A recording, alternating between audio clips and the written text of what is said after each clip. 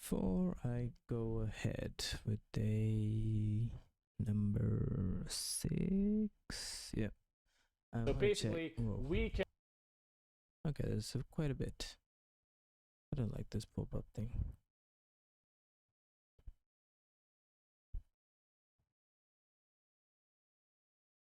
I did see this yesterday. A bit closer, a little bit closer. That is real close right now. There we go. Okay, so we know we are basically at something like this. Something like this. We are really close. Something like 1,000, 1,000K.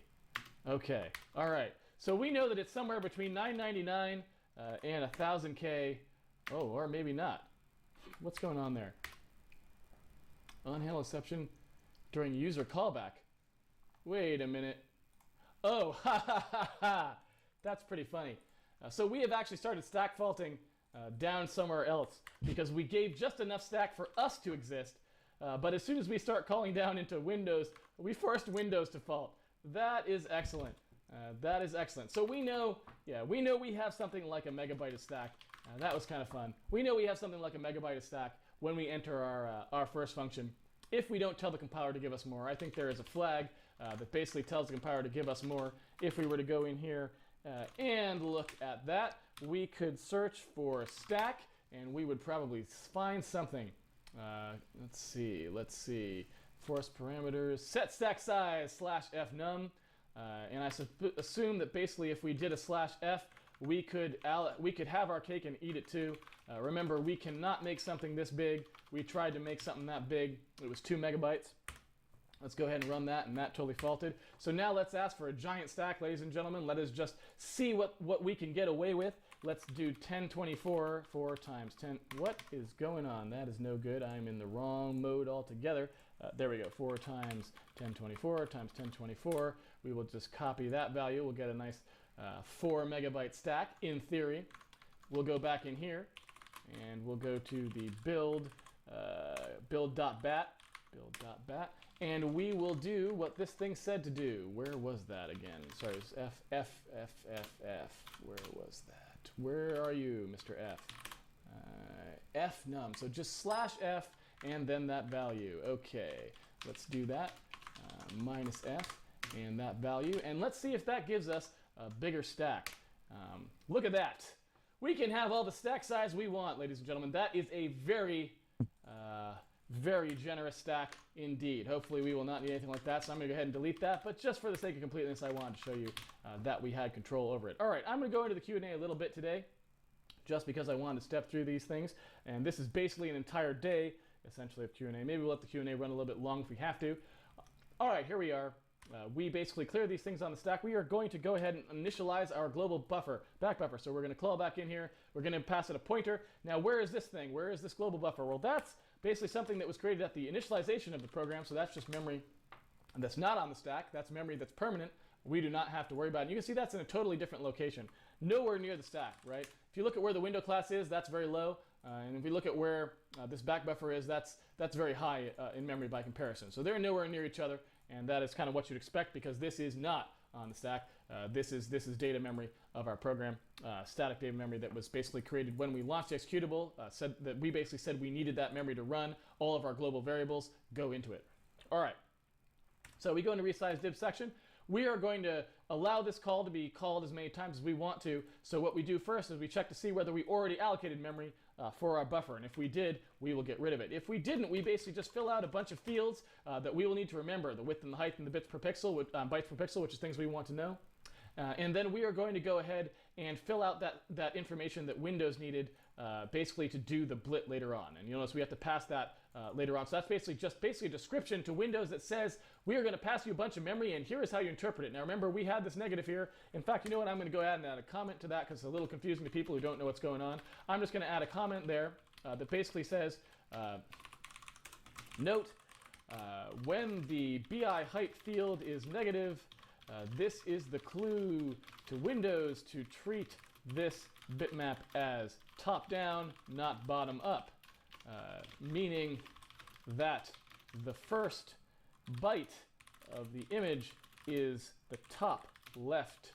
Oh, sorry, I guess I should say the first 3 bytes of the image are the color for the top left pixel in the bitmap, not the bottom left. Right? Make sense? Okay, so that is all that is, and I just wanted to get that out there. All right, recompile that. Haven't really changed any code. So we come back down in here. We basically compute how big we need, because we are going to ask for a permanent chunk of memory. And you may ask, well, why didn't we just do what we did up here? Why don't we just declare the chunk of memory up here? And we could have done that. That is totally valid. The reason I didn't want to do that is because I wanted to make the size of this bitmap be parametric, meaning we could change it at any time in the code. And if we had put it up here, it would have to be known at compile time. We could not change it. We could still do it up there by just doing one that was so big that we knew it was always as big as the biggest one we could possibly ever need. We could totally do that, and maybe we will do that eventually. But for now, I wanted to show you how to use virtual alloc as well. So we went ahead and did virtual alloc, which of course asks the operating system to reserve memory pages for us. It asks us to reserve this many. Basically, however many memory pages it needs to take this much, to hold this much data, to hold this many bytes. And the thing that you have to remember is this will allocate in increments of the page size. The page size, I believe, on Windows is normally 4096 if you are not using large pages, in which case it is 64K. And what that means is we probably will not use exactly the right amount of memory here. We will get back more memory than we needed, just a little bit more than we needed. So if you look here, this is the actual size we're asking for. If I am to go ahead and divide that by 4096 and then multiply it back by 4096, let's see what we get there. Well, that looks like it actually, let's optimize that out. Looks like we are actually right on a page boundary, if that is actually true. Let's double check that just to make sure it's not doing some fancy thing here. So, excuse me. Apologize again for the cold. Okay, this is the size we had. This is the page size that I believe Windows is using. There's a way to get that page size, and we could do that a little bit later too. Maybe we'll do that right now. If that's the page size, then we know we are asking for at least 900 pages, possibly more, and I just wanted to see if 900 pages basically times the page size comes out exact, and it turns out it does. So it turns out we are asking for exactly an even number of page sizes, so we are not wasting any memory, ladies and gentlemen. How about that? Totally accidental. Normally what happens with virtual alloc is you will waste a little bit of memory at the end of it, and so the thing that you typically use virtual alloc for is not to allocate little chunks of memory. You use virtual alloc to get a bunch of memory that you then subdivide, and that's exactly what we'll be doing with it. But right now we only have one allocation in our entire program, so there's really no way we can do anything more optimal there, so we just go ahead and call it.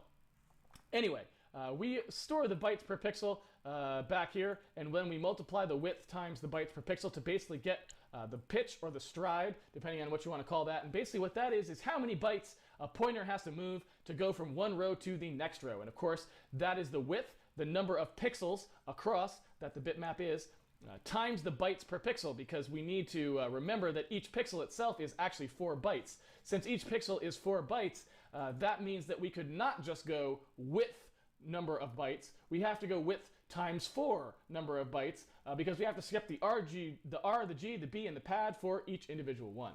All right, so when we finish, we then fill out our window class. Remember, a window class is just something we register with Windows that tells it where to call back when a window needs to actually field a message. We fill out an instance because Windows needs to know who to call as well. So if you imagine, basically, when I talked about the fact that we have a virtual memory address space for our program, right? Well, that virtual memory address space contains our code as well. So if you want to call us back, you have to know which virtual address space you are calling back, right?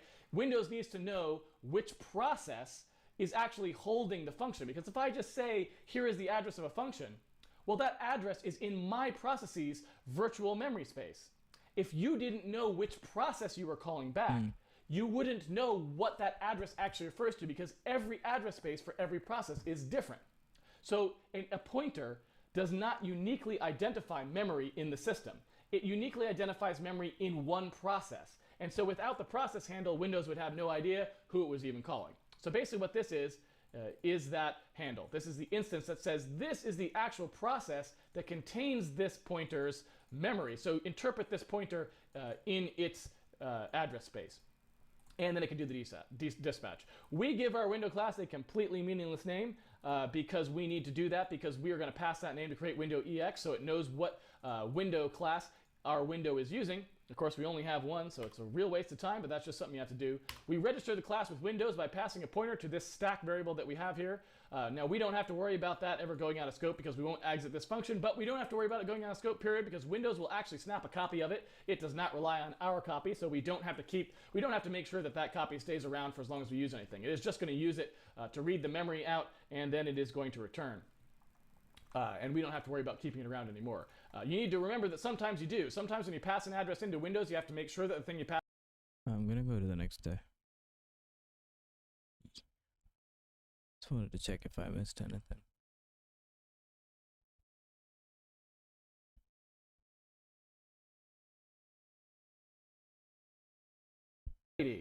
Looks like the stream begins now, or so says the little timer. And I think we know from experience the timer is never wrong.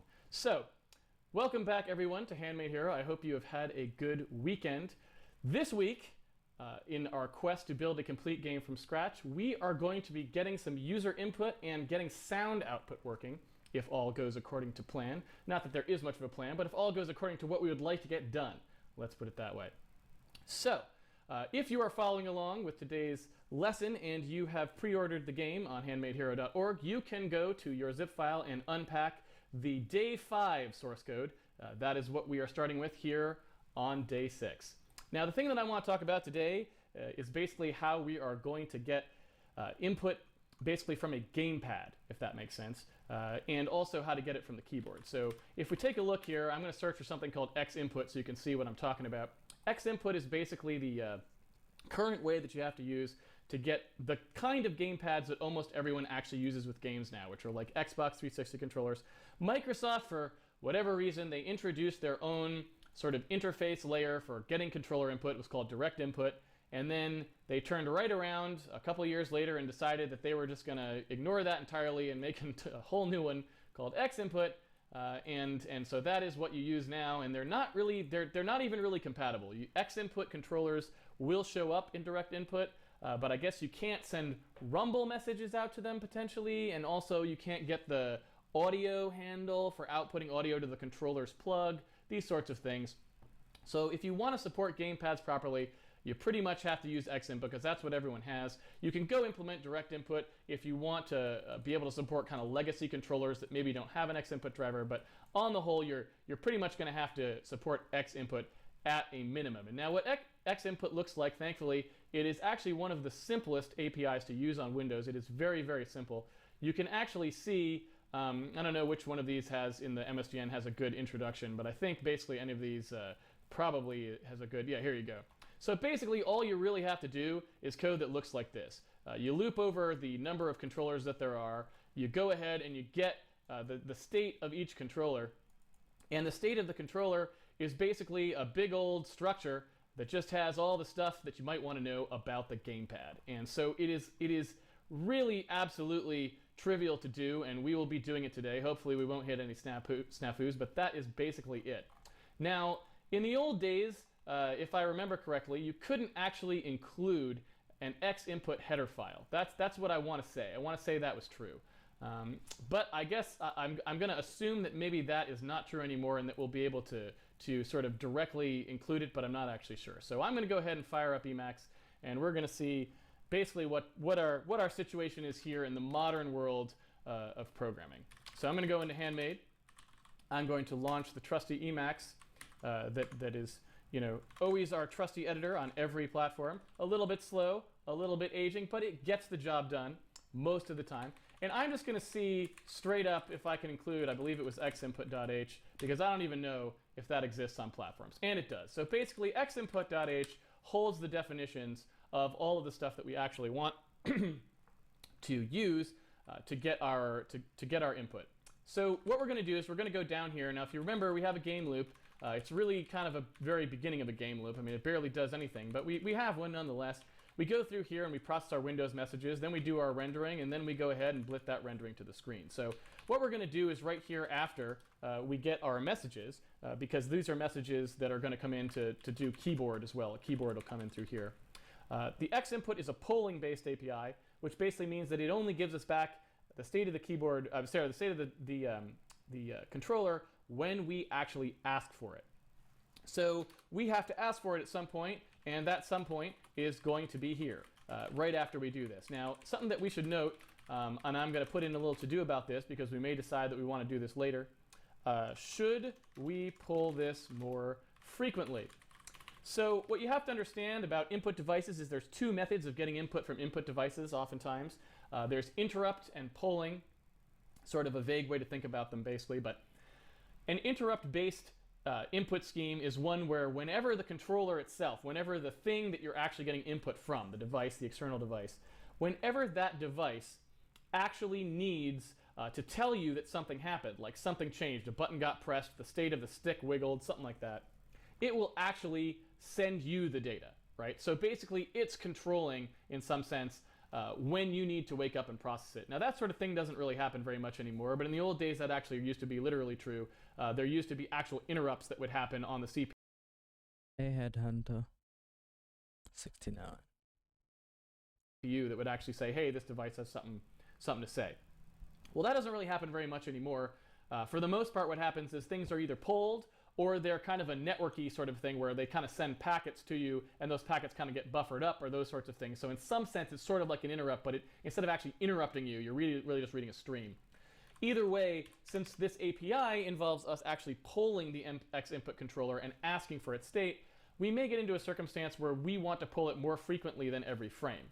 Now, I don't know that that's necessarily true. 60 frames a second worth of polling may be plenty, or it may not be. And the only real way to know is by sort of playing with it and testing. There is some stuff we can do inside X input to actually kind of get a feel for how frequently we're polling it relatively to how frequently it would like to be polled and things like that.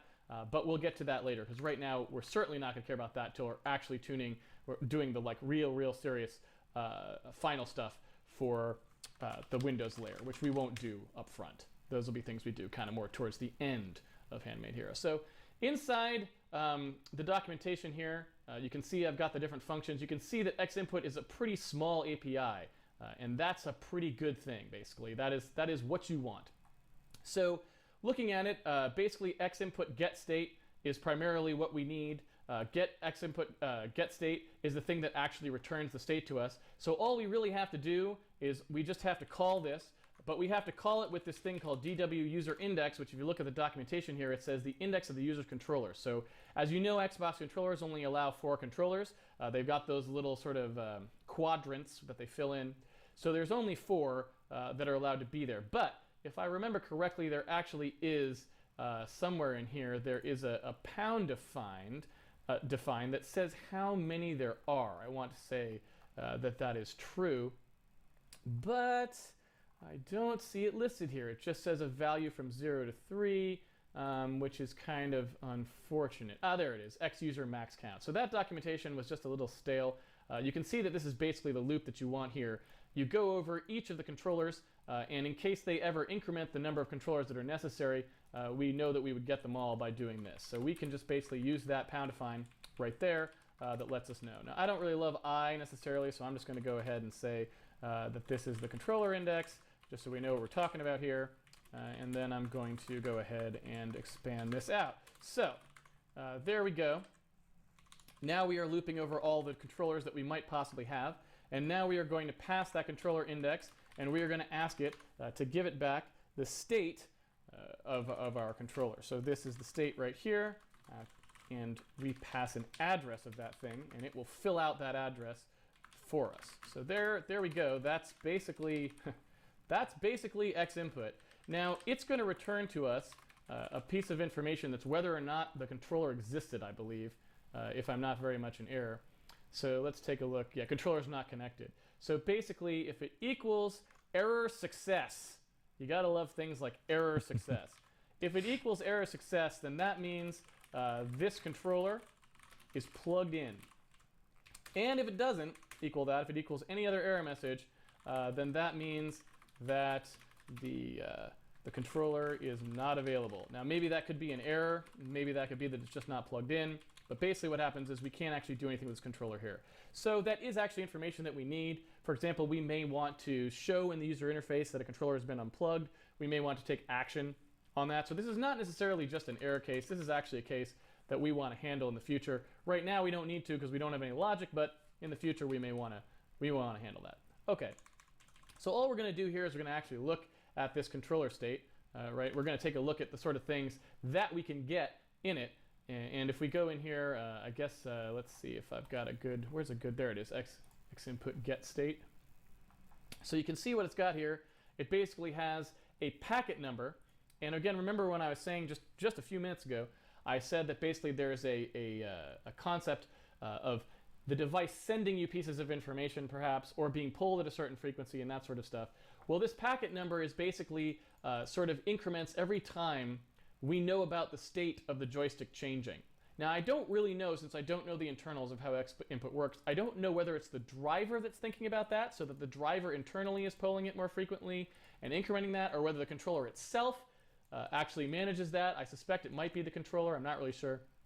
Doesn't matter either way. Point being, when we pull the state, we get back a number that basically says what where we are in the series of state changes for this particular controller. So if we missed a bunch, if we pull it and it says 5, and we pull it again and it says 30, we know that there's a bunch of states that the controller went through, maybe buttons that got pushed or the stick got twiddled, that we never actually saw.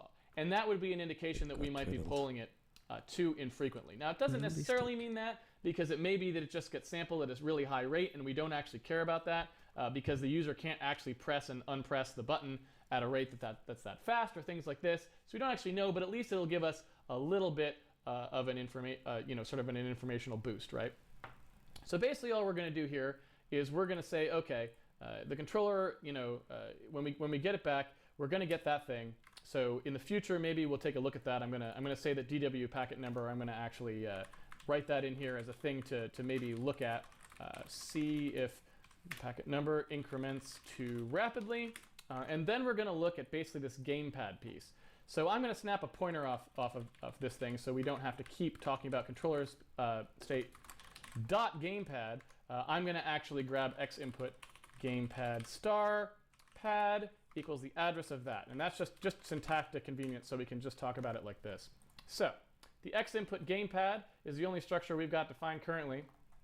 As you can see, it's got a bunch of fields that correspond to the things on an Xbox gamepad. Shocking, I know, but that is all that happens. So W buttons is basically a bit field. You know those bit fields. Again, I think it's funny because people in the Intro to C stream are asking how often you do bit manipulation, and I'm like, we do it all the time, and man, we have done it a lot, and all we're doing is implementing the Windows layer, right? And we've already done a ton. So that W buttons field, it's basically an ORed together version of these fields right here. Now it's a word, which means 16-bit. That's Windows for 16-bit value. Byte, 8-bit value, 8-bit value. Short, 16-bit signed, right? So we've got the buttons, and the buttons include the D-pad. Those are considered buttons, actually, since they can either, I don't actually know why they're buttons, because they're mutually exclusive. You can't really press the D-pad like left and right buttons at the same time, but there you go. That's how they work. We've got the start, back, the thumb buttons, like when you press them down, the shoulder buttons. You got the A, B, X, and Y. And then you've also got, on these things, the triggers are analog, so you know how far the user pressed them down. So those are actually bytes that range from 0 to 255, depending on how pressed they are. And then you've also got two XYs for the two thumbsticks, the left and right thumbstick. So, it's real self-explanatory. There's almost nothing that you really need to learn here. I mean, it should be real self-explanatory. I'm going to take a little almond milk hit, and then we're going to take a look at these.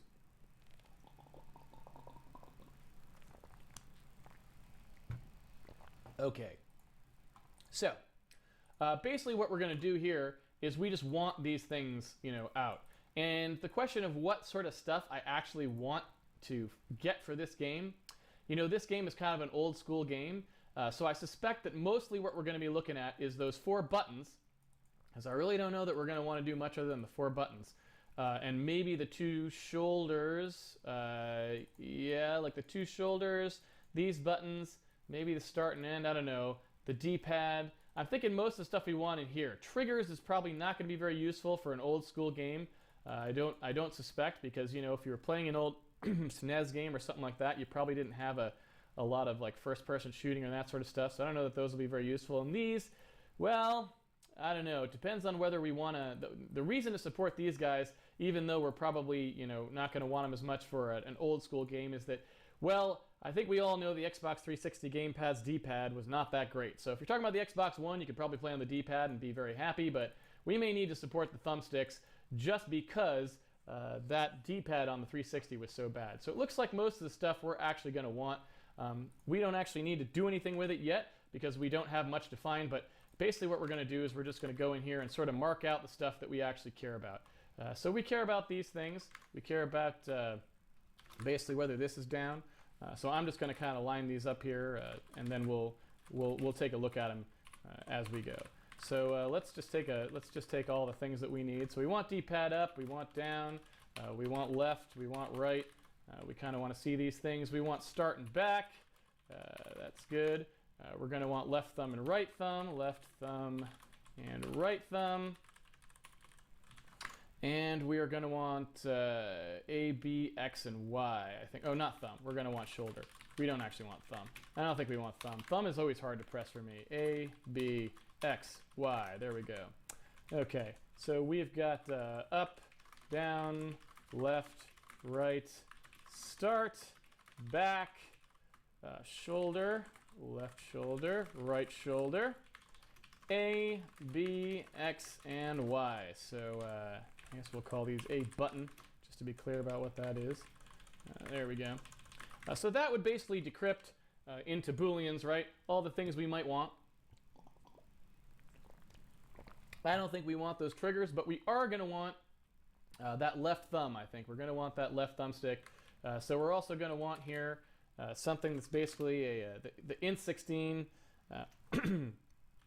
of the, I guess the stick left, what should I say? Stick horizontal, I guess would be it, or stick X maybe, let's call it, and stick Y are the two things that we are going to want.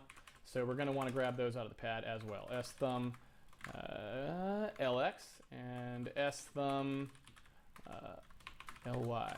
Now the question of whether we want the right thumbstick or not, I think we're going to need those buttons, so no one's really going to be able to use it, so we can just leave it there. So that is basically, as far as I know, I'm trying to remember if there's anything else that we actually need. What did I do here? Oops, that D-pad's not supposed to be there. I'm trying to think if there's anything else we need. I didn't bother to delete the D-pad part of this, which is kind of a mistake. There we go. I'm trying to think if there's anything we actually need, but I don't think there really is. That's probably all we need to get out of these. And we're going to get them for each of the 4 controllers. Now we'll have to decide whether we actually need multiple controllers in the future, but that's basically what we're doing there. And the thing that you'll have to notice now is that X input get state is again something that we have to link with. Now, there's a little bit of a complication here. And I was trying to decide whether I wanted to handle this today or handle this in the future. And I think based on the time that we've got here, I think I probably want to handle it today. That's my thought because we've got a lot of time. And it's not that much work to get that X input get state. So you'll note that we've got what we had many times before here. Unresolved external symbol, X input get state, referenced in function, win main, right? And so basically that's exactly what we were talking about before. And as you know, I taught you what to do in this circumstance. You basically just need to look at the function, wherever that function is. And inside that function, it's going to have a thing down at the bottom of the MSDN documentation that will tell you what you need to link with. So you can see it here, and it's got it, right? Now, the problem that you will see is, you know, it's got it here. It's got some stuff listed, right? What's the DLL? Oh, it's 1.4 or something, blah, blah, blah, right? The problem that we have is that this platform requirements line is a little bit sketchy, right? It's like, okay, it requires Windows 8, potentially, which we know that most people don't have because nobody wanted it, right? So that's not happening. DirectX XDK, well, we don't really know what that means. What version of it do they mean? And, you know, does the user have that installed? I don't know. We haven't actually used anything from the DirectX SDK, but when we do, we'll probably use one from a very early version of the DirectX SDK, basically. So we can't really guarantee that that's going to be on there. And Windows Vista, well, what if the person was running Windows XP? I don't know. I don't know why Windows 7 isn't listed here. Presumably if it was in Vista, it would work on 7, but I don't know. So you can see that it makes me a little nervous. So what I would rather not do is I'd rather not link directly to xinputlib. Because if we link directly to xinput.lib, then what's going to happen is if it can't find one of these DLLs on the system, then our game just won't load. Just flat out won't load. And that's kind of annoying because you don't need a gamepad to play this game. We're going to allow you to play it with the keyboard at a very minimum. And so it would kind of be bad if you couldn't launch the game due to X input when you otherwise could have totally easily played it with a keyboard in the circumstance where there wasn't an X input library. So what do? How do we resolve this external symbol problem? Well, what I wanted to introduce you to was the concept of basically loading Windows functions yourself, essentially.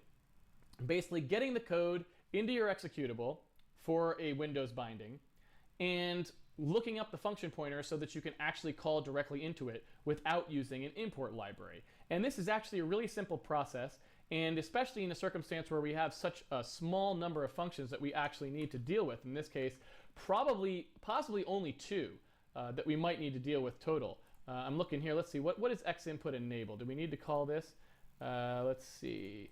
In response to get input state, state will be registered but not sent to the device. I don't know if we need that one, but pretty much we're going to need get state and set state is probably mostly all we're going to need, because set state allows us to send vibration out, and we may want to vibrate the controller in response to things. That kind of adds a little bit of fun to a game. So we may want set state as well, but that's really all we're going to need is X input set state and X input get state. So what I want to do is basically I want to kind of come in here, and I don't know if I don't actually know how good the browsing is. Oops. I'm going to open up devenv and get back to our program in the debugger. I don't actually know how good this is. Can this do a open document and jump us to it? Let's take a look. Hello, Windows. There it is. Good job. Okay, so basically we're looking at this, and it looks like it wants xinput 1.4.dll, and that's fine. You can see it defines those here for us if we want to know them. And then you got all the defines in this Windows include header file that basically are all the things we were looking at, right? It's got this one, it's got that. And then this is the part we actually care about here. It has the defines for these 2 things, right? These are the 2 functions we actually care about. And so what I'm going to do is I'm going to say that we're just going to flat out get these ourselves. We're going to load them ourselves from that DLL without actually asking Windows' executable loader to do any of it. So what I'm going to do is I'm going to cut and paste the definitions in here, right? And I'm going to strip out those little in and out annotations, right? Because those are just for the static code analyzer, and we don't actually need those. I'm going to get rid of all this stuff so that we just have the function signature, and that's it, right? You can kind of see it just got the function signature, nothing else in there. Going to get the function signature for this one as well, right? Like that. And go in here and make sure I've got the vibration one there as well. There you go. So now I've got the 2 function signatures. Now what I'm going to do, as you know, if I just put the function signatures in like that, then basically what that's just telling Windows is, hey, by the way, there is an external function somewhere called this, in case you didn't know, and now if I call it, you can bind to it in the linker stage, right? So that doesn't help us because that was already in xinput.h, so that does absolutely nothing for us. But what I can do is instead of actually treating it like this, I can change this into, oops, didn't mean to hit that. I can change this into a type def. I can basically say, I am going to do a type def that tells the compiler there is a function of this type, and I want to actually start declaring variables that are pointers to it, basically, right? So this is actually saying I just want a type called xInputGetState, right? This is the name. I want a type that basically is a function. That's the type of this thing. So you know how you say type def int foo, and now foo is basically a synonym for int. So if I do foo x, I've got an int. Well, if I do this now, if I have xInputState as my type, if I say xInputState foo, well, that doesn't really help me because you can't define actual objects that are functions in C, so that's not going to fly. But what does fly is if I wanted a pointer to one of those functions, I can do this. I can basically declare a pointer to a function that has this signature. And that's totally legal, and that's exactly what we want. So, what I'm actually going to do is I'm going to go ahead and say that this is a global variable, since there's only going to be one of them. We are going to have xInputGetState and xInputSetState, xInputGetState and xInputSetState, like that. And the problem now is we're going to conflict with this Windows header file if we call them the same thing. As you can see here, right, they've defined these. They're not macros or anything. We can't really undefine them. I could not pound include this file, but then I would lose all of these defines that they did for me. I'd have to cut and paste them in. That might be something that I might want to do, but for now, I don't think I want to do that. So we're just going to go ahead and say, well, all right, let's call this maybe dynamic or something like that. I don't know. I'm not sure what the right was. Let's just dy. We'll just prefix it with dy. So we know this is our dynamically loaded one, and that is what it will be from now on. In fact, you know what we could do? We could do something even cleverer. This may be a little bit too clever for our own good. I don't know if that's actually true or not. Sometimes, but let's find out. What we could do is we could say, okay, let's stick an underscore after them just so we know, and then we'll actually just go ahead and change what the meaning is right here. We could do that. It might actually work. I don't know. Let's see. Let's get wild on a Monday. This basically says, all right, from now on, anytime you see this, change it into this. That way we can still use the real name, but it will always actually remap to our fake pointer. Yeah? Make sense? Hopefully that's clear enough. I'm just making that a little bit more easy because I don't want somebody typing xinput get state in here and calling the Windows function because we're not linking with that. Of course, they would get a link time error, but I don't know. I'd like to try and prevent people from accidentally doing that. So maybe we just do this, and that's good enough. Okay, so let's recompile that. Off we go. And so now what will happen is you'll notice that we have a call to xinput get state, and it's down here, right? That is now defined to actually be this, so it's going to actually call the function pointed to by our pointer, but our pointer is uninitialized, right? It's 0. It's not initialized, it's 0 because it's one of those static global variables. It's 0. So basically what will happen is if we run this program, we will just flat out crash. At least I assume we will. Let's verify that. Yes, we will just flat out crash, and the kind of crash we will have is basically an execution violation. So you remember, we've seen what happens when we try to read and write from invalid memory. We get an access violation. Well, you also get the same kind of access violation if you try to execute memory that isn't valid. And that is exactly what's going on here. Basically what's going on here is we declared a pointer to a function. We did not point at anything, and then we went ahead and tried to call that function. Well, unsurprisingly, that jumped to 0, 0, 0, 0, 0, 0, 0, as you might expect, and there isn't anything there. So it immediately faulted and stopped our application. So that's fine, but what we do need to do is we do need to basically figure out some way of actually pointing this to something useful. So how are we going to do that? Well, the way we're going to do that is twofold. First of all, and I mean, we kind of have two choices here. I'm going to show you how to do one of them, and I'll briefly mention the other. But the first thing I'm going to do is I want to go ahead and stop this thing from crashing in the case where we don't have these pointers. So I'm going to take I'm going to take the ridiculousness up one more level and basically define a macro. This is how I normally do things. This is how I normally do them. I know it's particularly odd. But basically, I'm going to define a macro that defines a function of this form. So basically, it looks like this, right? It is a macro that just outputs that, and oops, I don't know why I keep hitting the insert button today.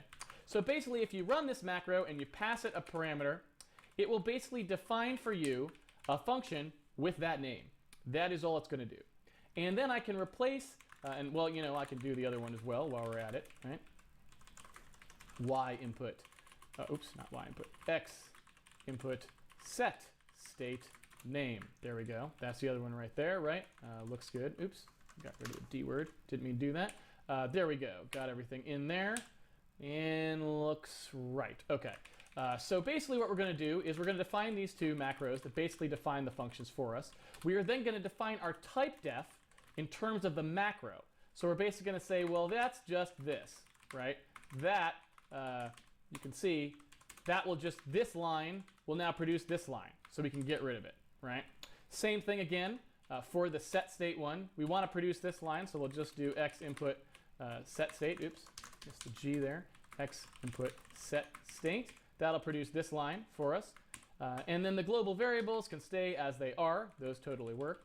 And now you may wonder, and then we've got our remapping down there. Now you may wonder, why did I bother doing that? Why did I bother breaking it up in two lines? Well, it's because I want to make functions of this form as stubs, basically, right? So we've defined the types, but I want to actually do an x input get state stub, which is a function with the same signature, but that does absolutely nothing, just returns 0. That's it. And the same for set state. There it goes. Now I'm going to say x input get state stub and x input set state stub. There we go. Let's compile that, make sure everything's cool, and it is. So I hope you can see what I did there. Basically, this is a very efficient way of defining the function prototype once for the thing you want, defining a type of that so that you can use it from now on as a pointer, and we want to be able to do that, defining a stub with it as well, and now if we need to change this function signature at any time, it'll change it everywhere, right? So it's kind of nice and compressed in that way. Now the stubs, and I might go ahead and do them like this, right? In fact, I might even go a little bit further and say just group these all together by set state or get state. So there's that one and there's this one, right? Yeah, makes sense? So basically, these are our definitions now. This is our support for x input get state, and this is our support for x input set state, right? And all I've done is I've made it so that now our function pointers point to a default function right off the bat. So in theory, now when we run, we will not crash, we'll just do what we used to do. And what will happen is, and we'll see here if I run to it, basically what will happen is this function pointer is just pointing at the stub function, so when we jump into it, we just jump to our stub function, right? No harm done. So basically, that's a good way to initialize your function pointers, to just point to a stub so that if you don't initialize them ever again or fail to be able to load the thing you're going to load, well, it's no big deal. So let's go ahead and call that done for now. And now we got to see how to actually load the Windows versions of those, right? Pretty straightforward. So I'm going to just reorganize that a little bit here. So I'm going to make a function up here just because I want to be able to keep this close at hand. I want to be close to these definitions so I can just see it easier, to be honest. We're going to call internal here, and I've got these, yeah, I got internal, right? Good. Why isn't these should all be called internal. I don't know why they're not, so I'm going to go ahead and do that just to make sure. Yeah, these should all be internal, and they are. Okay. Okay. In fact, wait, but can't this one be internal too? Is that allowed to be internal? Any complaints there? No, it's not, because it's a... Yeah, okay, good. Okay, sorry about that, just a quick... When I see something in the code, sometimes I'm obsessively going to have to go touch it. That's just the way it goes sometimes. All right, so I'm going to go ahead and define the new function here called load x input. And I guess we'll prefix it with win32 since that's what we've been doing. Load x input is just going to be a thing which tries to get x input if it can. If it can't, it can't. No big deal, not a problem. All right, so what we're going to do is we're going to essentially do... Hey, Yakuza Lazy. Is it worth to buy a MacBook Air M2 for software engineer? I don't know. I don't think you need one to do development. It depends on what kind of software you develop. I mean, if you want to build iOS apps or do something with Swift, I guess you need it. But otherwise, I don't know. I mean, it's up to you, really. I don't think you need it. I've never had one. The steps that the Windows loader does when it loads our program. So, we are going to use a function called load library, which loads basically the DLL, the backing part of a... I'm from India. The thing that Windows uses basically to give us functions, which and we're going to have time in this stream, I think. We're going pretty good here. I might actually draw some diagrams for this one so you can kind of see what it is. We're going to use that to load the DLL that we actually wanted. So we're going to call load library with a file name. The file name is going to go in here, right? And that's going to give us back a module, which is basically a handle to some code, right? A handle to a loaded piece of code, kind of like our H instance was in WinMain, if you remember that. It's that sort of thing.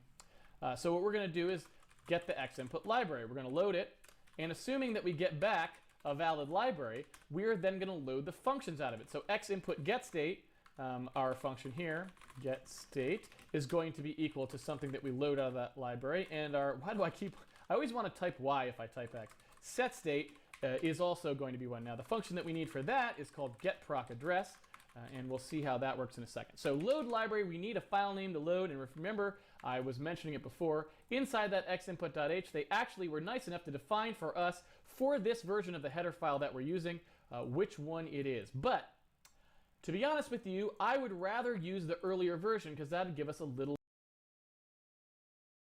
Just confused between Windows or MacBook. I mean, I don't think I can answer that question because I don't use either. But yeah, I mean, it would depend what kind of development you need to do. If you want to build games, I would say Windows better. Oh, nice to meet you, Yakuza. I'm from Kerala. More compatibility. Now I happen to know that xinput 1.3 tends to be available on a lot of machines, so I'm going to go ahead and just verify that guy is there. So let's take a look. Let's go ahead and change over here to Windows, and let's do a dir/s. I don't even know if this command works anymore like this, but let's take, oops, that's not good, .dll. I just want to see if it has one of these still there. Sure does. Yep. Does it have before? I don't know. Let's find out. Let's take a look. What DLL bingo, ladies and gentlemen, what DLLs do we have? Definitely got xinput 1.3. We got 2 copies of them because you can always do with a few more copies. I think one of them's a 64-bit and one's a 32-bit maybe. I don't know. You can see these in WoW32 and this is in System32, which I think means this is the 64-bit one and this is the 32-bit one, paradoxically perhaps, or yeah, okay. So if we were to try and load xinput 1.4, we would not even run on this machine probably. So basically this just kind of gets back to what I was saying about why you kind of want to take this sort of thing into your own hands potentially. Let's if we were to actually let it load it for us, it probably would have failed. So I'm going to try and load xinput 1.3 instead of 1.4 because that's going to be on more machines, and that'll mean you don't have to install a bunch of stuff to actually have our game work. So assuming we get that back, I don't know if you have to check for invalid handle value. What is it? Is null, so that's fine. So basically, we're going to load that DLL up. It's going to map it into our process virtual address space. We are then going to pass that handle. I want to work in Gen AI or machine learning module. I don't know. I mean, I think you should ask someone who already does that. I have no idea about any of it. Well, I don't think it matters either ways. If it's a Windows or a MacBook. Because I'm guessing you'll use, I don't know what you'll use. So actually, yeah, you should ask someone who does. To a function called getProcAddress. And what getProcAddress does is exactly what it says. It gets the address of a procedure or a function. So if we look at that, basically all we have to do is pass the module and then pass the name of the thing that we're trying to load. So we are trying to load xinput getState and xinput setState. Now you will notice, since it does not know, getProcAddress does not know what the function signature is that it's loading. It can load anything, any kind of function. It's just going to return what is basically a void star. So we are going to have to cast the return of this to the type that we actually want, otherwise C will immediately complain. And we know the kind that we want, so that's pretty easy. We just do it like this, get input set state star, and that is that. So we're going to go ahead and compile that, and we're going to go ahead and see if that worked by stepping into it and taking a look at sort of what actually. Get proc. What does it do?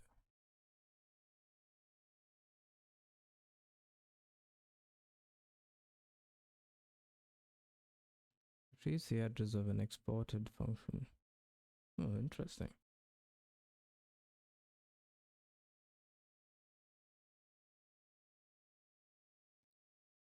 Actually occurs, whether we get valid function pointers back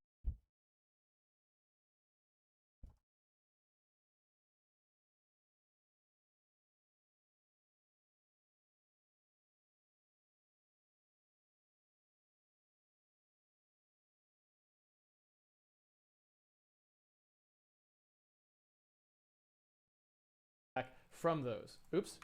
Of course, that'll only work if we call the function. If we never call the function, we're not going to get much help, I suppose. So that's kind of initialization stuff. So I'm going to just put that right here. First thing we do, we're going to try and load it. If we can, we can. If we can't, we can't. So let's go ahead and see. Can we load it? Loaded just fine, looks like. So we go in here. We'll call get proc address. Did we get an address for that? Let's see. X input get state. What happened there? Oh, right. It's an underscore. Sorry. And X input set state. We use that macro trick. Makes things a little more complicated in the debugger. It's true. So it looks like we got both of them. And you can kind of see now, if you look in the watch window, it's kind of interesting. The watch window is actually smart enough to tell us that these are now pointers into the X input 1.3 DLL portion of our memory space, right? Which is kind of cool. So we've got them now. Let's see if we can run with them. We can. And so in theory now, we are actually getting back from Windows the actual state of the controller, which means if we wanted to, for example, we could make it so that something was predicated on that. We could make it so, for example, that we do this little thing here, like we add Y offset. Maybe we will only add Y offset if one of these is down, right? Since this is just our little thing that we play with anyway. Maybe we'll go in here and say, well, if the A button is down, right, let's add to that, right? And there we go. Now, if we're running, we should see no actual Y motion, and that's true. And if we had a gamepad here, which, you know what? I don't see any reason not to run into the other room and get a gamepad and test this out. I don't really think there's almost any chance that there's anything wrong. It's such a simple API, but you know what? Give me 1 second. I'm going to go grab one. Plugged in my TV. While he looks for the gamepad, I'm going to go get some coffee.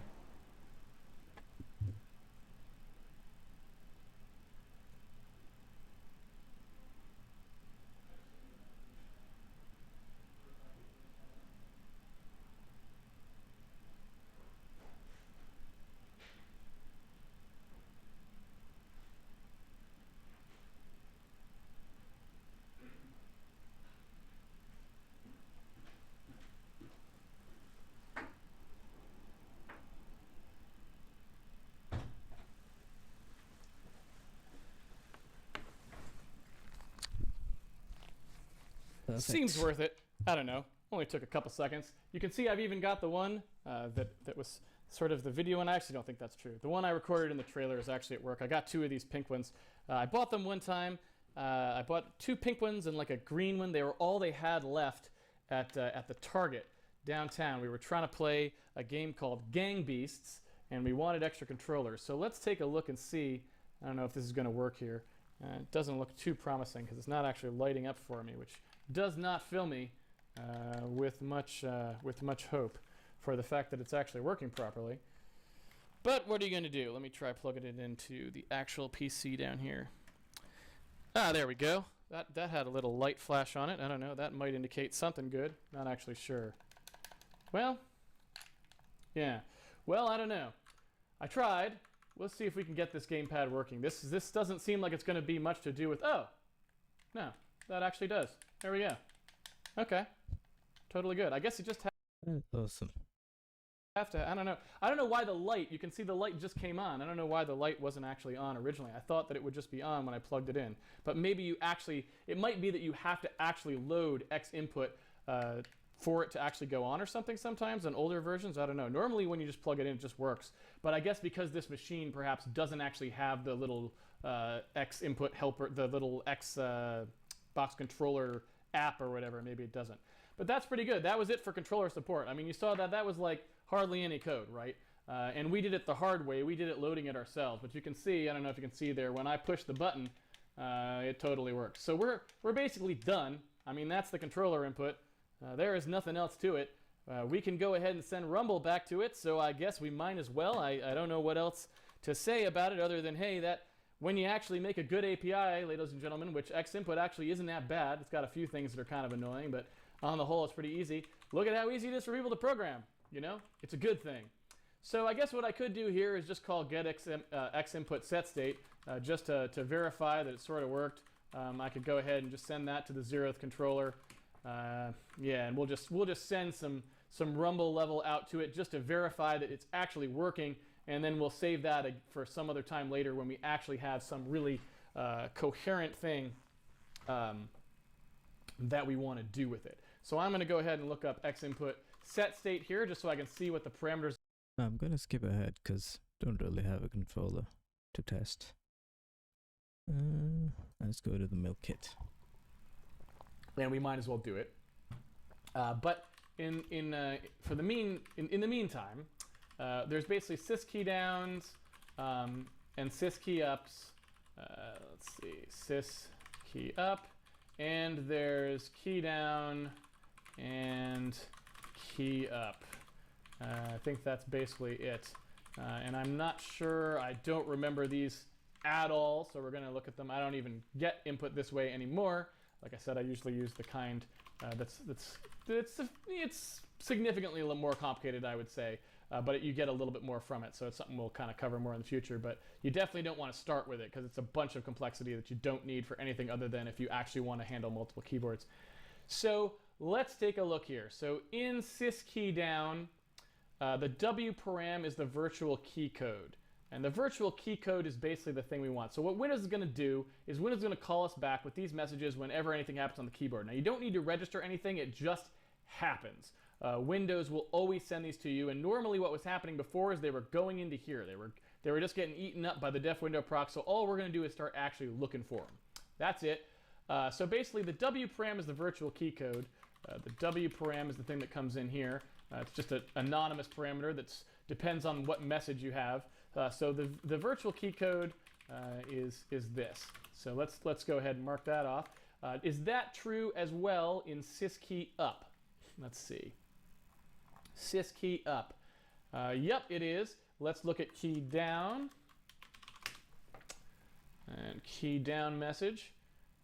Let's take a look at that. The virtual code of the non-system key. Yeah, so basically it always is going to come in with the VK code there. So that is exactly what we wanted. We want our VK code. Now I'll tell you what a VK code is in a minute. But for now, suffice to say, it's just a thing which tells you which key it was. But there's also this other thing, which is the L param. And the L param basically tells you some additional things about the what went down, basically. And so there's the previous key state, which is bit 30, right? So if you shift 1 up by 30, you get bit 30. If we take a look at L param ANDed with that, that tells us whether the key was down before the message was sent or up before the message was sent. And so I don't know why you would receive key down messages if the key was already down, but it may be because of key repeat, if that makes sense. Like, you hold down a key, like this, and it keeps going. I think that might be the case, and we'll double check that.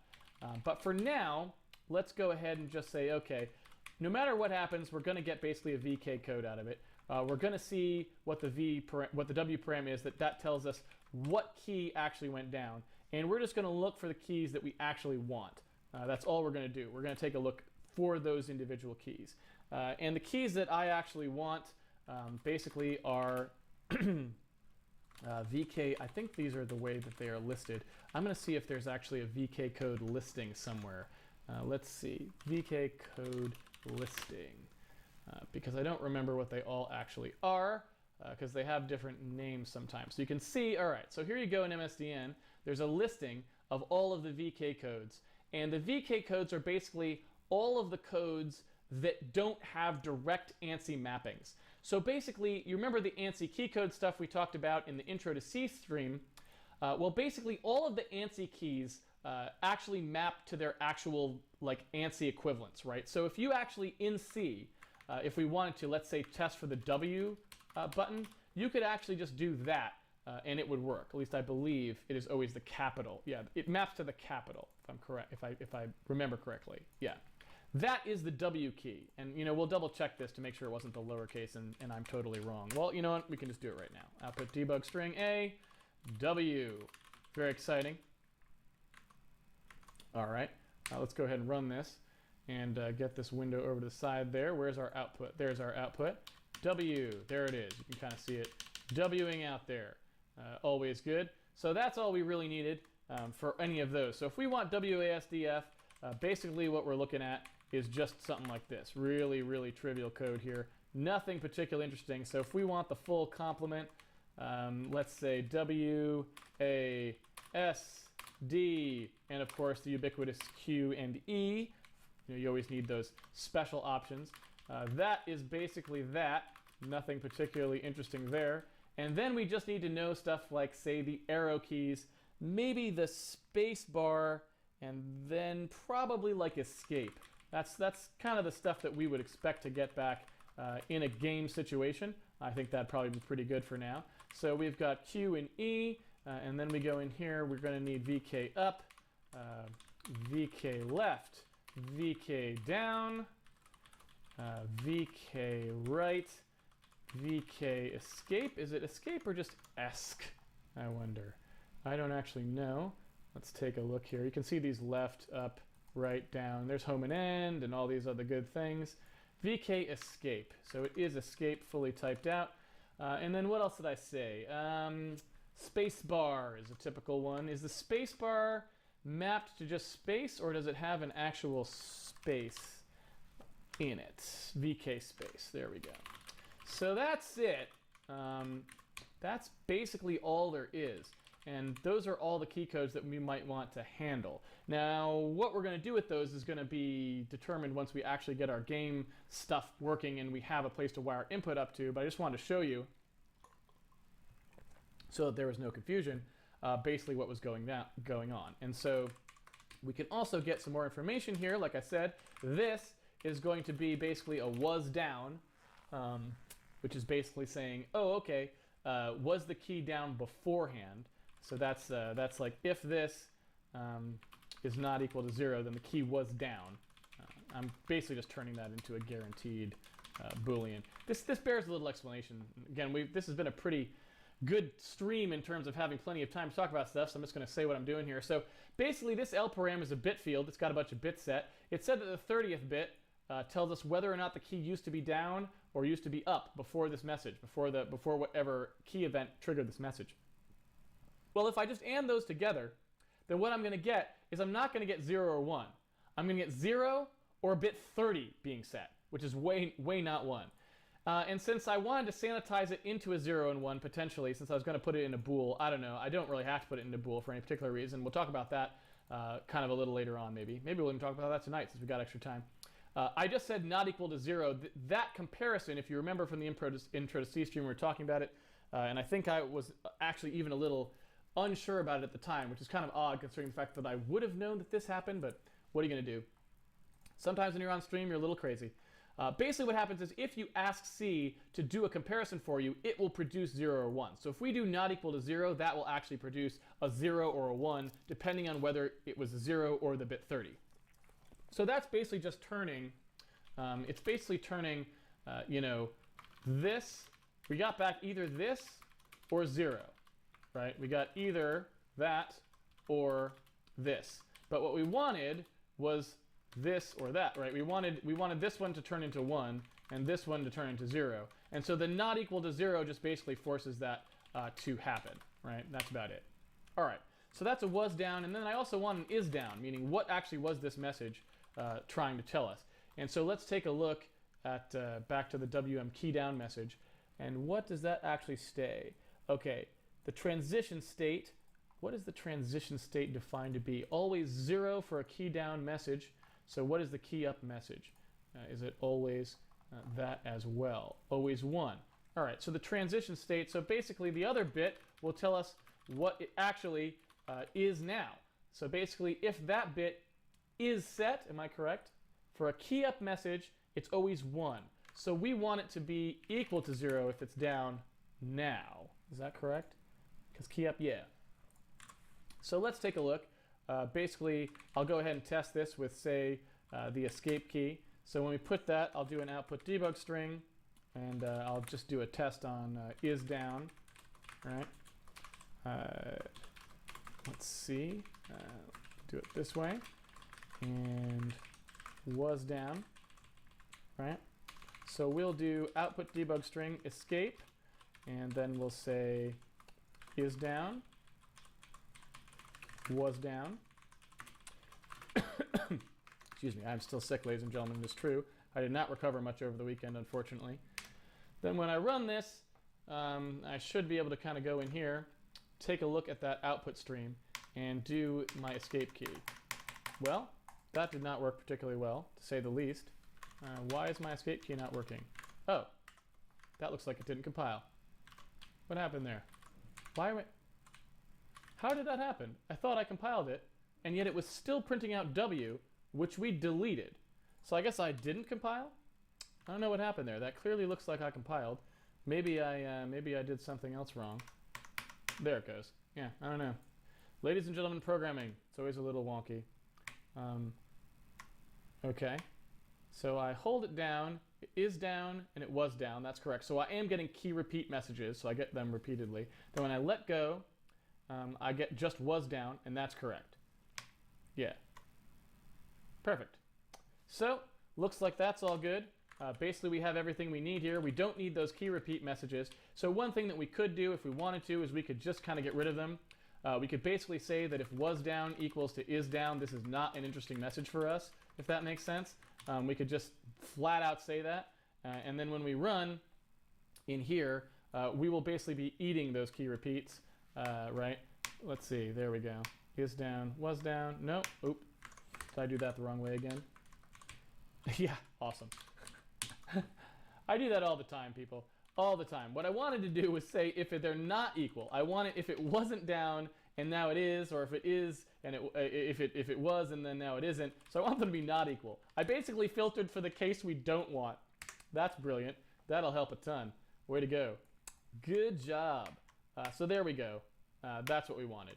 Yeah, exactly. Perfect. So that's really all we want, and that is pretty much the entirety of key input as well. That's it. So we've got input now. We just need a game to funnel it to. And like I said, we don't want this. I mean, this is not good code that's going to do anything useful for us. I just want to put in there so you can show how to get at everything. Once we actually have something to fill out, what we'll be doing is in here, we'll just go ahead and say, okay, let's pass, let's fill out the stuff that we're going to pass to the game by using these things. So that's all we're going to do. Well, here we are at the 5-minute warning. We have already accomplished everything that I wanted to accomplish on that stream. Let me think if there's other things that I might want to do real quick. One thing I wanted to do is I got email from people over the weekend. This was supposed to be a win class A. Remember, I was trying specifically to make everything be A's where they should be. And so load library is also an A kind of a thing. So I'm going to try and go in here and just pass A to everything so that we know that we're not using Unicode for the benefit of people at home, just to make it a little easier for them if they're compiling in Unicode mode. Since we are not, if they are for some reason trying to do that, then this will make it a little easier on them, just if we have most of them correct. Okay, I guess get proc address only has an ANSI version. There is no Unicode version of that, so that's good. All right, that's all set. Let's take a look and see if there's anything else here that I wanted to take a look at. Yeah. So there is one more. One of the things I was thinking about over the weekend is and I asked some friends about it too, just to be sure. I decided I don't really like this passing by value. I mentioned it real quickly. I was talking about passing Win32 off-screen buffer by value, and really passing something by value in the hopes that it's going to optimize stuff when it's that big, when it's something that large, that is a fairly large struct. It's more than it's not like a tiny little struct. It's fairly sizable. I think in general you're counting on inlining. You're counting on the optimizer inlining this before it's really going to get a win out of that. And if it doesn't inline it, then it's going to be a problem because it's going to force copies and stuff like that. So I want to actually go back to the way I normally code. I kind of did that for the benefit of the people watching. But honestly, it's not something I would actually do. So I'm just going to go ahead and change it to the way that I actually do things and not try to be overly clever on the stream. I think that was a mistake. And so I'm just going to actually kind of rearrange the code here and just make it a little bit more like what I would normally do. And just because I think that's the right thing to stick to. I mean, I should stick to how I code. And if I want to mention something that other people do and say you could try to do this or investigate on your own, I think that's good. But I shouldn't try to do things that aren't the sort of things that I normally do just because they might be better or maybe they're newer ways of doing things. Because at the end of the day, I have no guarantee that they are actually correct, and I may just be leading you astray. So I'm going to go ahead and just clean that code up a little bit and make that look a little bit more like what I would have expected. Okay, so we are almost done with that. There we go. And now we are compiling again. And I think that is it. We are still in good shape here.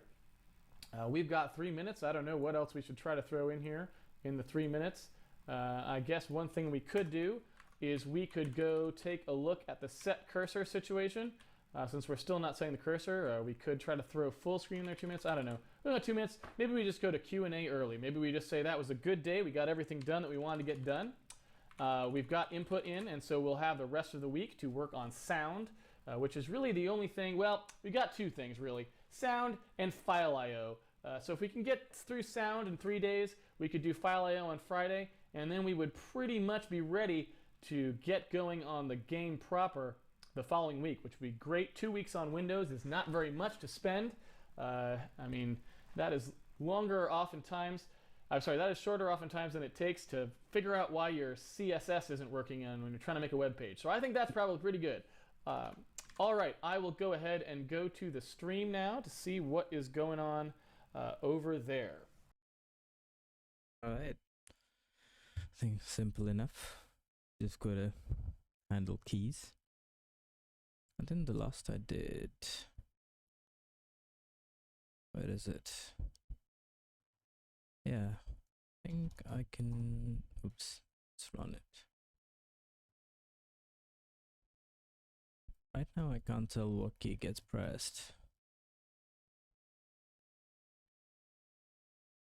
Okay. So, what is that event? Key press.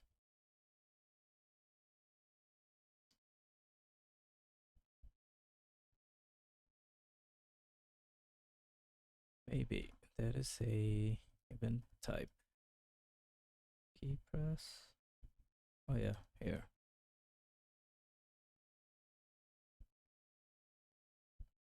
Why is that an X and Y? State and key code. Alright. That looks useful.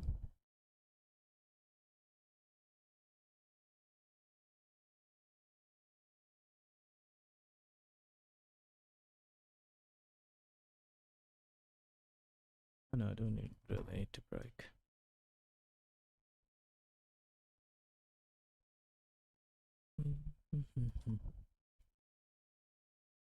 A code.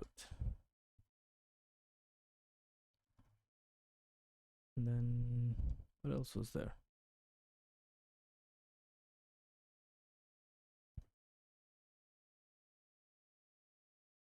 State.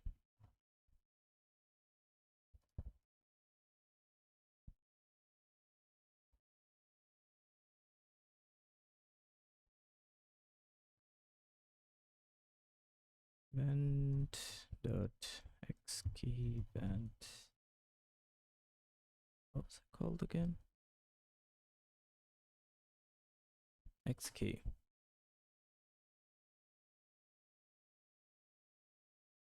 Dot key code. Event dot x key dot key state. Gonna be a bunch of numbers, not gonna make a lot of sense, but okay. This is WASD. State is always 0.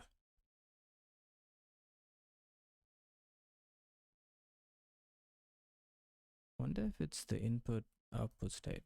Let me check. X. Seems like I don't need to grab keyboard. Slip. Sounds a bit quiet. See if I.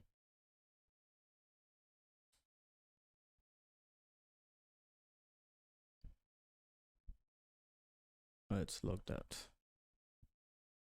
That's weird. Okay. Events and types. Key release.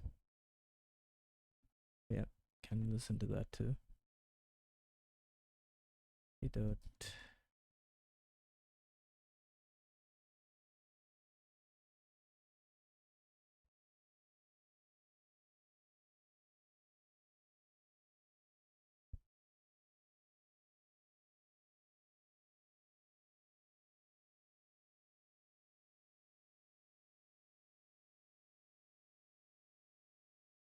It should be W.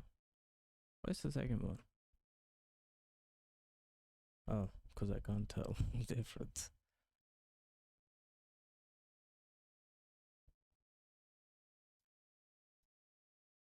The press, and then we'll call it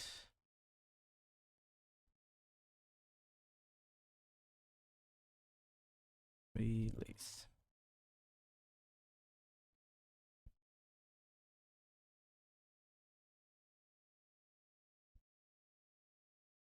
Okay, cool. Only gets triggered if I hold it down. If I press it once, nothing happens.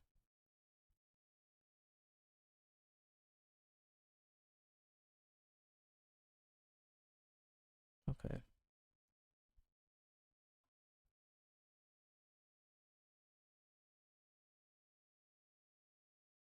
Point to motion.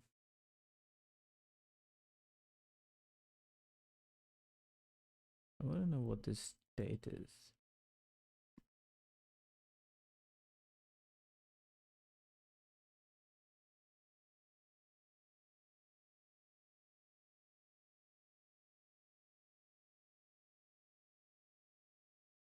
Guessing this is mouse stuff. Keyboard encoding.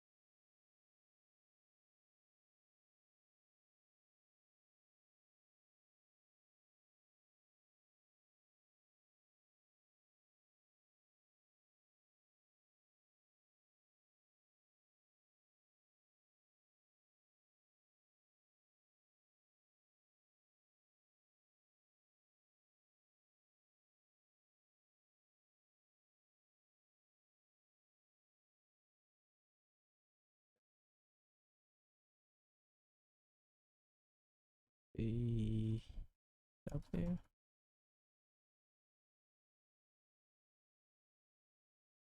No, it's not. So I don't know what that key code is.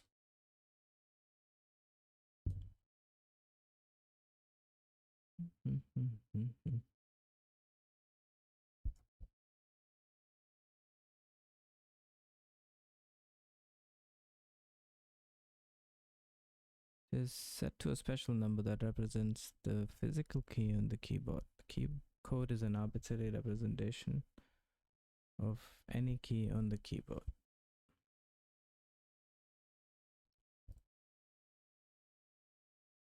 Physical or logical key in the range of 8 to 255. Code geometry, blah blah blah blah blah. Key symbol. Is that a key symbol? On this one.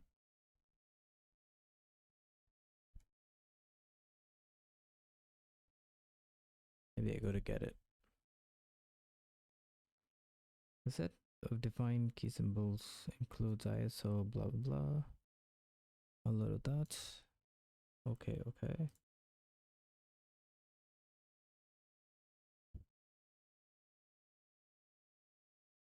X11 slash key symbol.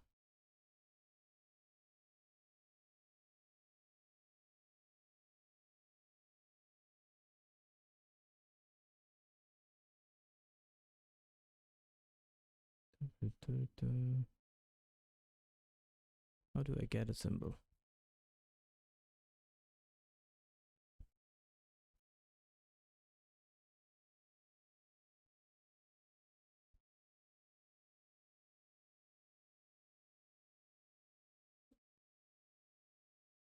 A list of key symbols associated with each key code.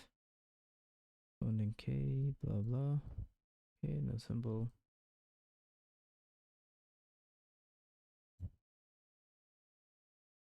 An explicit void symbol, blah blah.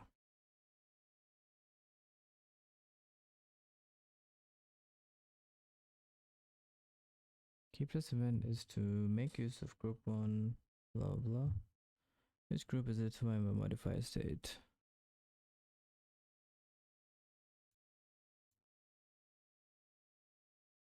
Controller, blah, xk, numlock.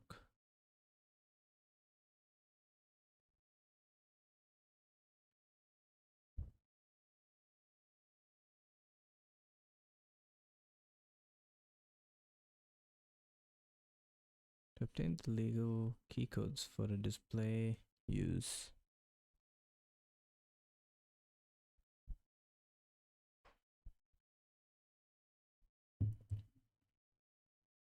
Not sure what this is.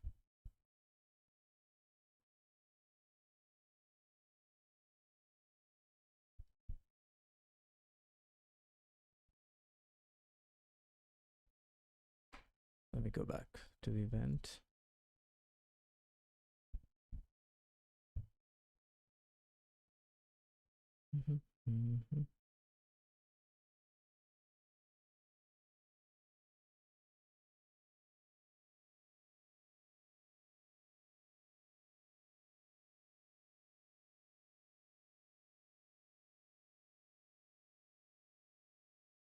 Mentioned in this section of this. What's the utility function?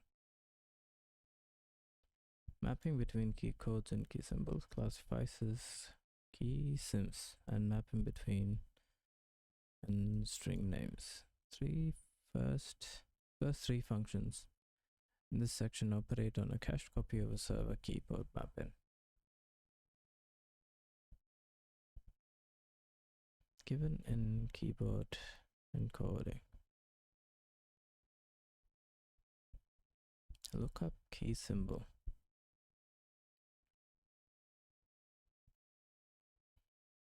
X key event and what's the index?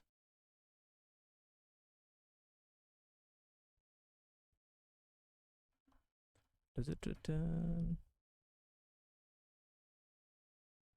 Not sure what the index is.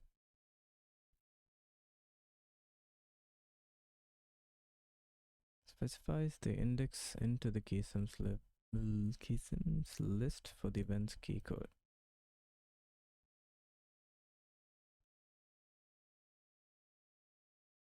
What is key symbol?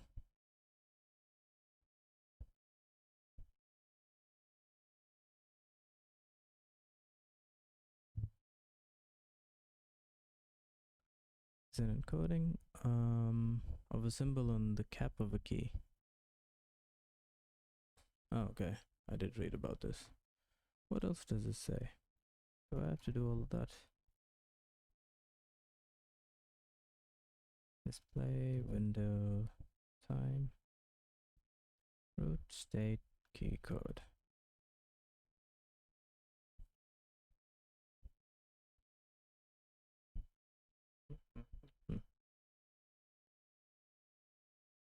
Okay, let's try and use this. X, look up key symbol.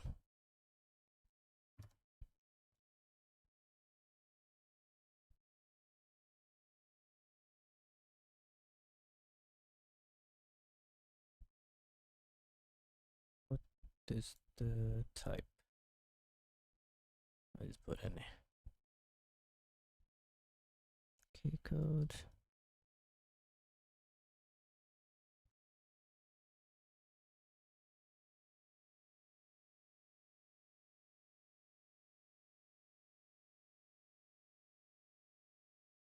Key symbol.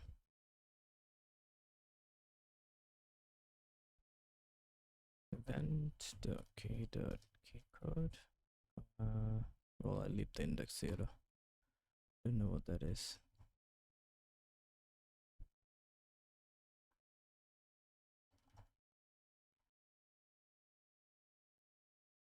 What's that now? Okay.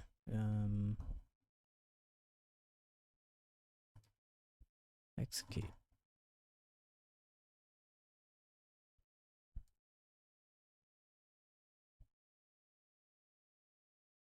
get. Oh, hang on. I think I made a mistake. Don't need that. Don't need that for now.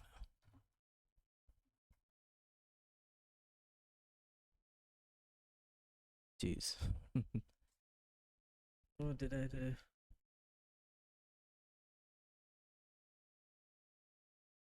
Segmentation fault at address. Blah.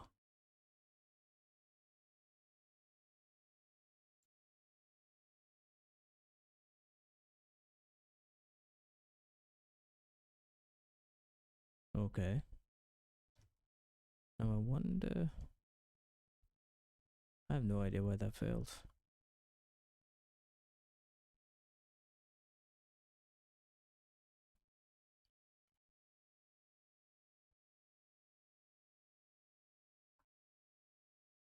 Hang on. This is wrong.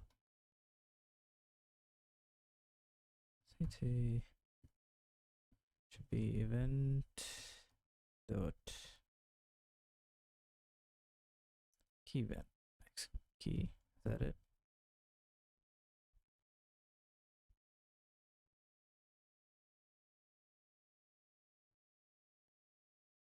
Oh no, not that one.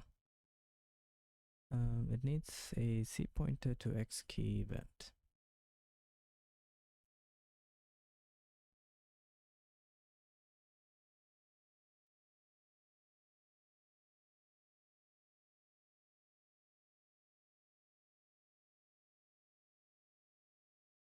Okay. I don't think that's a C pointer though. Symbol one. Oh geez, there's like a lot of work. I gotta find out. Okay, it's the ASCII symbol.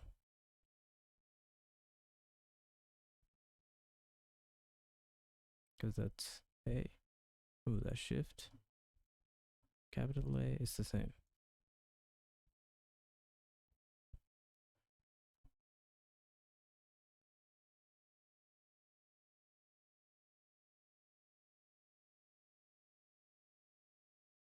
I know.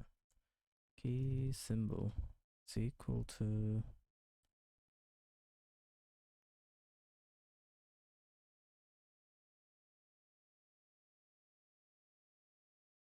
at switch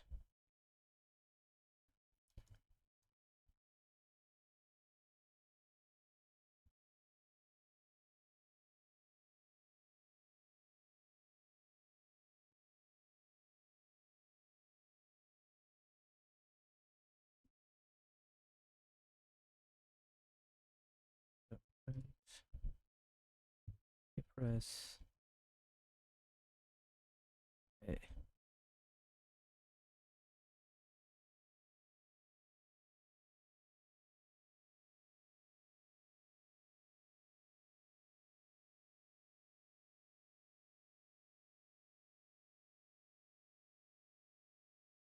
Okay, see, so well, else break.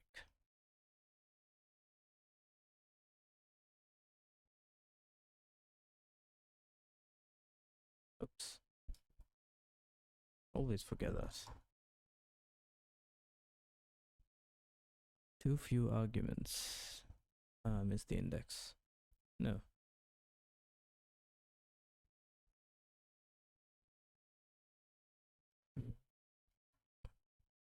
Where is it?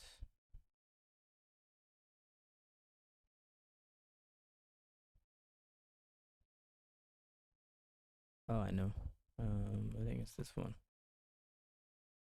I don't need this.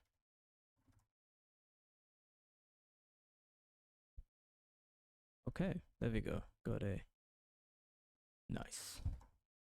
That wasn't too bad. Do W S and then D and F.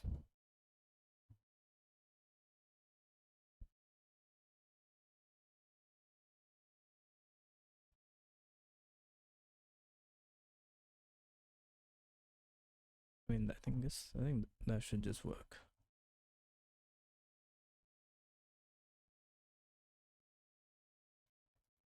Okay. Then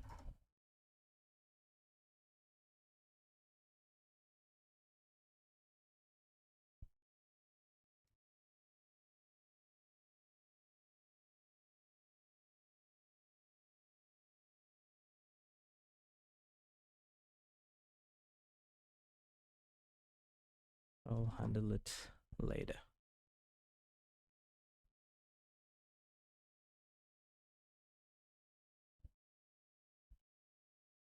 I think this is the same.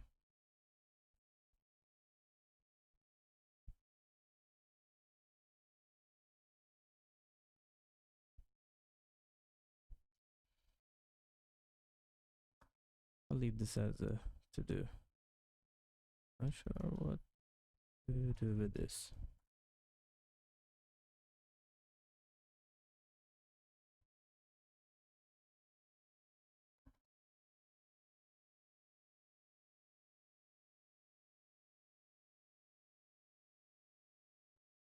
And okay, I need the escape key.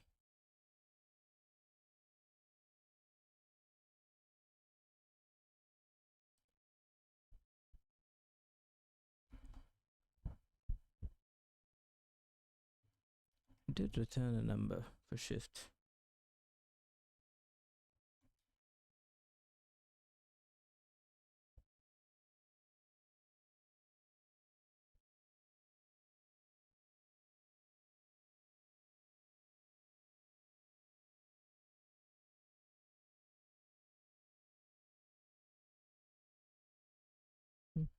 X11 key symbol.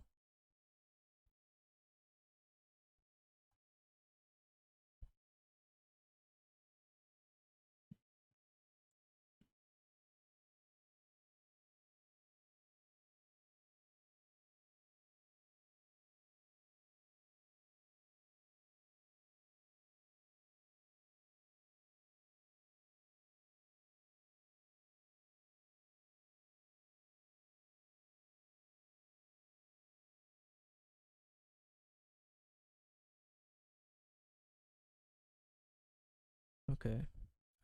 XK space.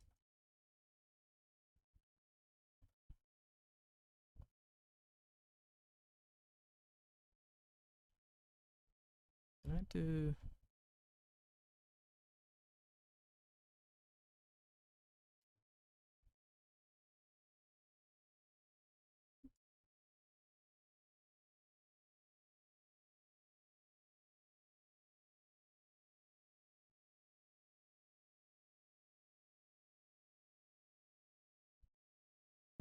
simdef?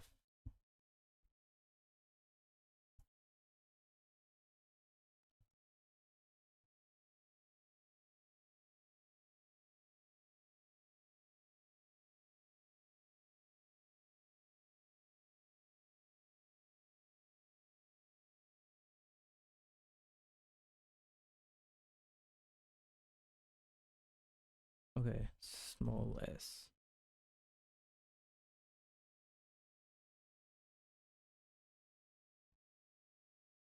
It's not linked though. Maybe I don't need it. Maybe I do.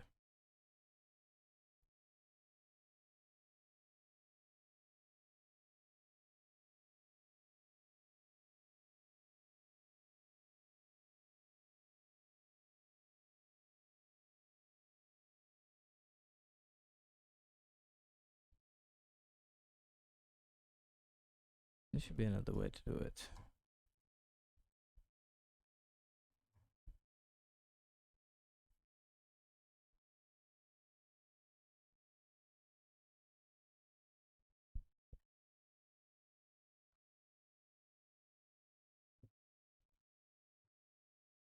And the debug document.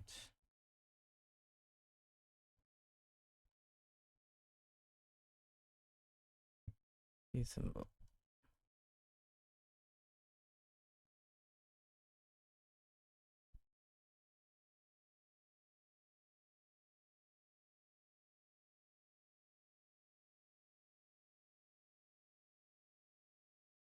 I guess space is just...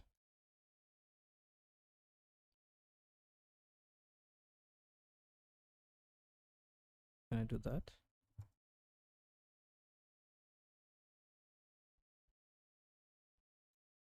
I guess just add a space.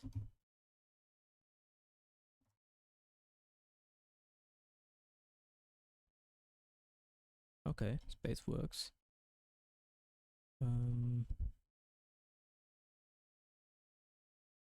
don't know what to do with this number though.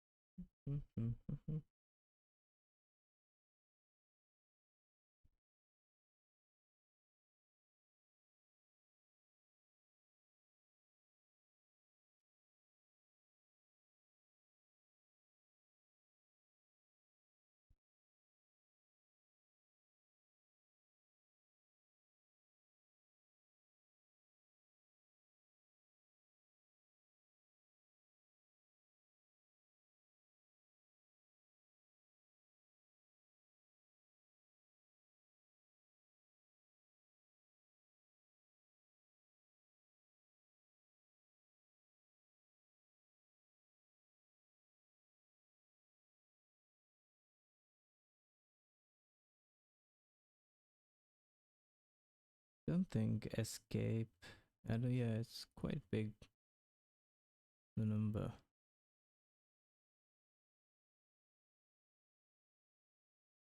I mean, I could just save that number. There must be a way to look up if it's space.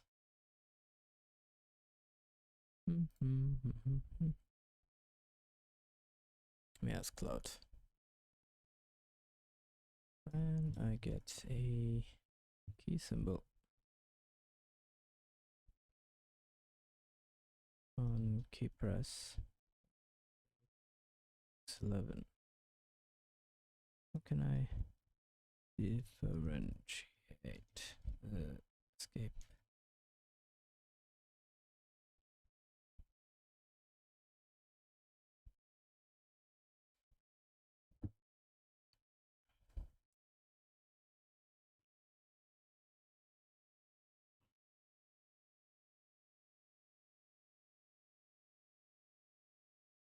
Okay.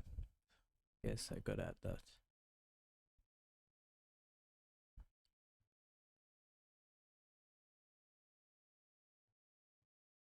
Key symbol.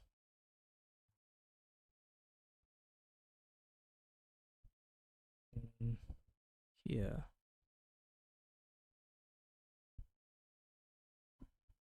Do xk space.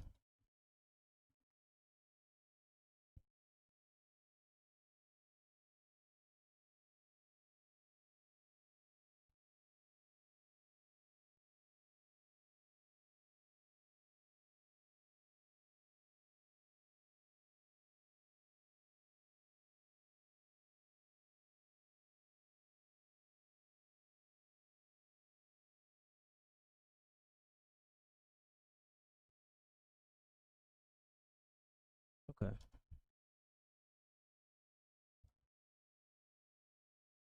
It's got a weird naming system.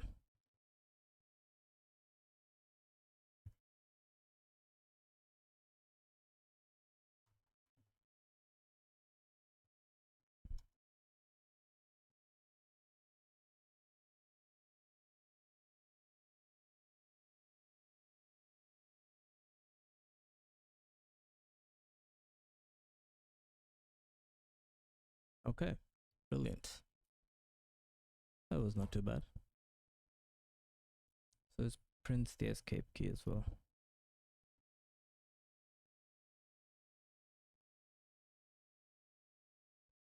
And key release.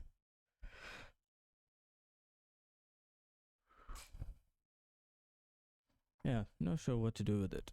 Can handle it when I need it. XK.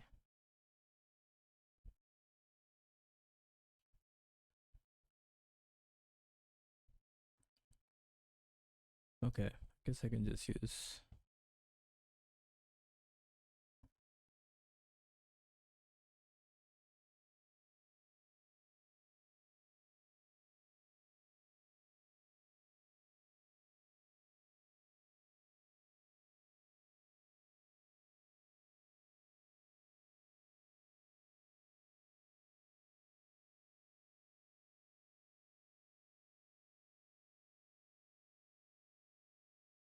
WASD.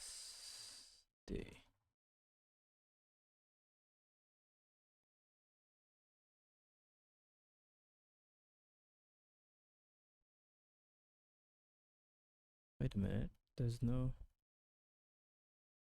XK.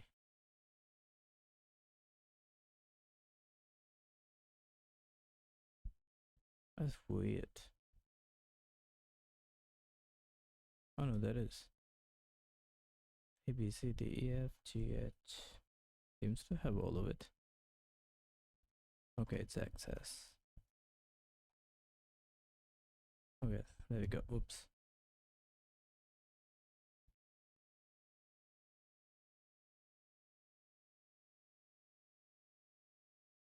I guess that's everything.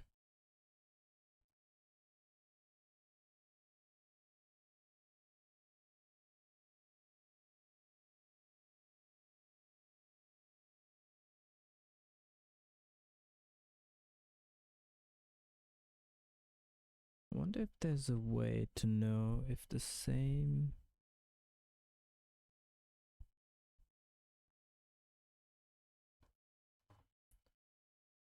To check if this key works. Damn.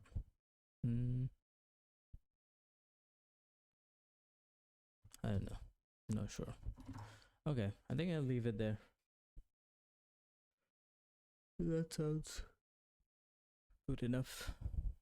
Almost as much as Case did. Almost.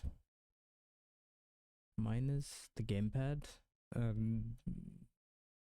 Yeah, I think that's it.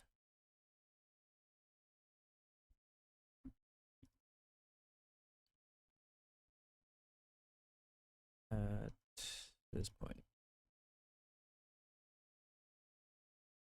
No, E press.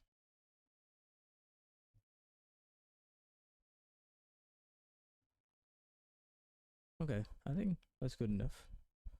Call it a day there and head to the gym soon. Okay, thank you for hanging out. I'll see you back here tomorrow. Hope you have a good day, whatever's left of it. See ya.